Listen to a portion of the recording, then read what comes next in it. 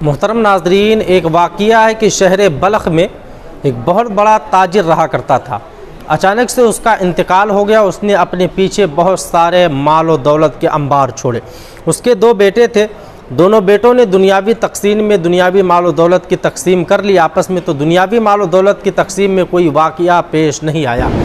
البتہ اس تاجر کے پاس میں نبی دو عالم صلی اللہ تعالیٰ علیہ وآلہ وسلم کے 3 موئے مبارک تھے۔ جب موئے مبارک کو بانٹنے کی باری آئی تو بڑے بھائی نے چھوٹے بھائی سے کہا کہ ایک کام کرتے ہیں، ایک موئے مبارک میں رکھ لیتا ہوں، ایک موئے مبارک تم رکھ لو، اور جو ایک موئے مبارک بچتا ہے اسے ہم 2 ٹکڑے کریں گے، آدھا تم رکھ لو، آدھا میں رکھ لیتا ہوں۔ چھوٹے بھائی نے جب یہ سنا تو اس کا بدن کانپ اٹھا، دل دہل گیا، اور اس نے کہا کہ خدا کی پناہ بھائی، میں ایسا ہرگز نہیں کرنے دوں گا۔ میں تقسیم میں نبی دو عالم صلی اللہ علیہ وآلہ وسلم کے مقدس بالوں کے ٹکڑے ہوتے ہوئے نہیں دیکھ سکتا۔ یہ سن کر بڑے بھائی کو غصہ آیا اور اس نے کہا کہ اگر تمہیں واقعی حضور کے بالوں سے اتنی محبت ہے تو ایک کام کرو، دنیاوی مال و دولت جو تمہارے تقسیم میں آئی ہے، تمہارے حصے میں جو ترکہ ہے وہ ہمیں دے دو، اور یہ موئے مبارک تم رکھ لو۔ تینوں کے تینوں موئے مبارک اس نے دیا، مال و دولت اس کے بدلے میں اپنے بھائی کا لیا۔ وہ چھوٹا بھائی جو کہ نبی دو عالم صلی اللہ تعالیٰ علیہ وآلہ وسلم سے بے پناہ محبت کرتا تھا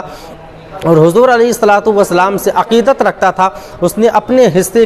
کا سارا مال دے کر کے نبی کے تینوں موئے مبارک کو اپنے قبضے میں لے لیا۔ جب اس نے نبی کے موئے مبارک کو قبضے میں لیا تو وہ اپنے گھر گیا، اور گھر جانے کے بعد میں بڑے ادب و احترام کے ساتھ میں روزانہ اس نے یہ معمول بنا لیا کہ نبی کے تینوں موئے مبارک کو اپنے سامنے رکھتا تھا، اور رکھنے کے بعد میں ان پر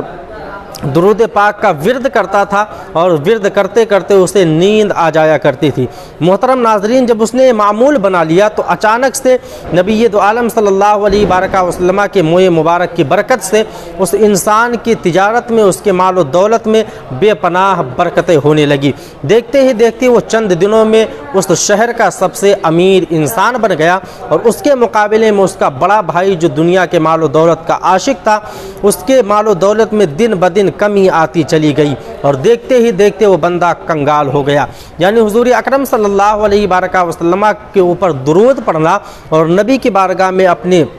نذران عقیدت کو درود کی شکل میں پیش کرنا، یہ اتنا بڑا انعام و اکرام ہے کہ رب تبارک و تعالیٰ اس کی برکت سے آپ کے کاروبار میں، آپ کے رزق میں، آپ کے اولاد میں، آپ کے گھر میں برکتیں پیدا فرما دیتا ہے۔ تو آپ تمامی حضرات بھی درود کثرت کے ساتھ حضور پر پڑھنے کی کوشش ضرور کریں۔